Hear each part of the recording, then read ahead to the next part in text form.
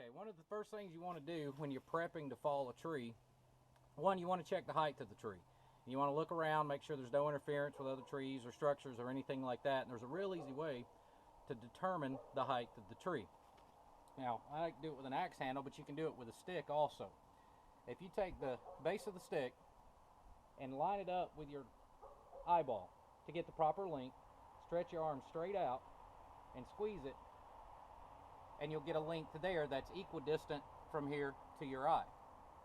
Now I'll show you how to use this to determine the height of the tree.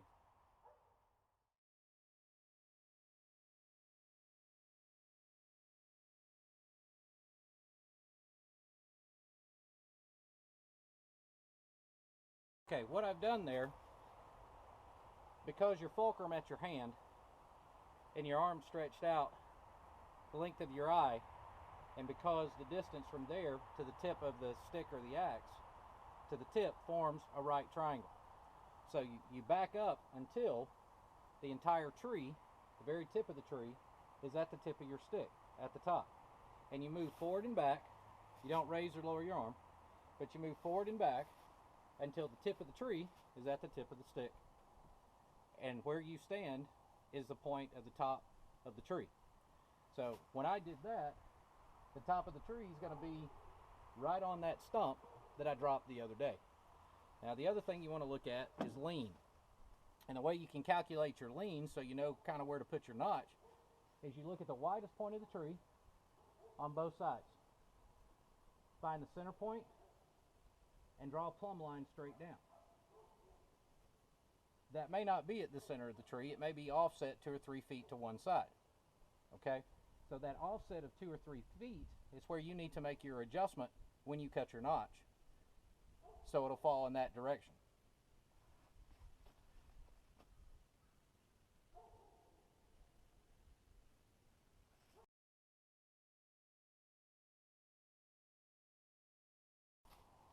Okay, the weighted center line of the tree is roughly about a foot to the left of the trunk.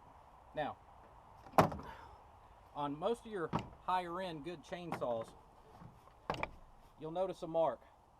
I believe Husqvarna puts theirs in black, but you'll notice a line that traces the top of the saw all the way around the side. Okay, that line is a felling mark, and the location of the line on the saw is perpendicular to the bar. Now if your saw doesn't have a felling mark on it, then you can use a square to determine perpendicular of your bar and go about halfway back on the saw just behind the handle and put a mark there. That mark works similar to a gun sight. Okay, you're going to sight in that line when you stand on the back side of the tree to cut your notch. You're going to sight in that line where you want the tree to go, and then you begin to cut your notch. Okay, so again, use it just like a gun sight. The other thing on good saws, when you grab the handle, like I've done here, pretty much puts the saw at a perfect 70-degree angle. Okay, and that 70-degree angle is ideal for cutting the notches when you cut your first down notch. The other thing that's important is the width of your hinge. And after I make my notch cut, I'll show you why the hinge is so important and how to calculate the hinge. Okay. Now when you cut your notch, you only want to go about 80% of the width of the tree. So, essentially when you cut your notch, your hinge points on either side, you don't want to be the full diameter of the tree.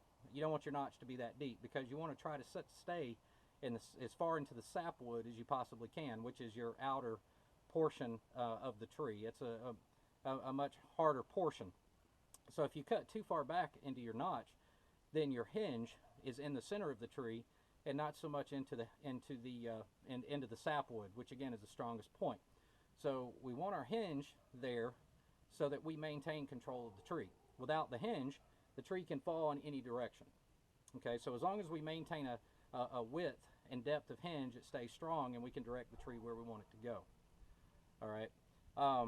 The other thing is the width of the notch that we want to cut in it, leave remaining the width of the hinge when we do our back cut.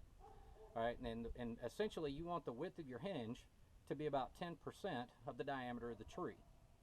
Okay, so if we're dealing with a tree that has a 12-inch base, we want 10% of that would be about 1.25 inches. So we want to try to maintain 1 inch of width on our hinge so it stays strong on the tree. All right, and then the other reason, we don't want to barber chair the tree. That's what it's called. If we cut too far in the hinge, then what happens, the tree can actually begin to fall and then shift back on itself. Okay, and that's called a barber chair. All right, what we want to do is maintain that hinge so as the tree is felling, the base of the notch will press up against the stump and prevent it from lifting over. So, a few tips and tricks. So we're going to get started on this.